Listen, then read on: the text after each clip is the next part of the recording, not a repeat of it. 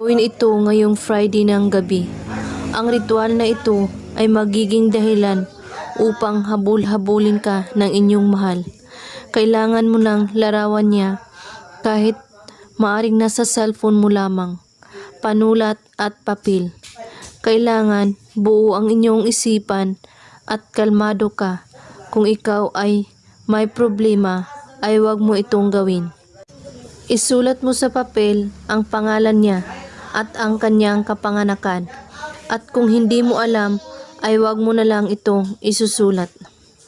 At sa likod ng papel ay isulat mo ito. Hahabol-habulin mo ako lagi. At habang isinulat ito, ay sabayin itong bigkas. Ulit-ulitin ito ng 9 na beses.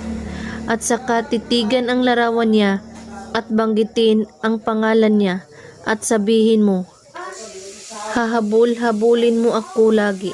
9 times ito, ulit-ulitin. At pagkatapos, ilagay ito sa ilalim ng iyong unan at tulugan ito. At kinaumagahan, sunugin ito at ibaon ito sa lupa. O di kaya, isaboy mo ito sa hangin.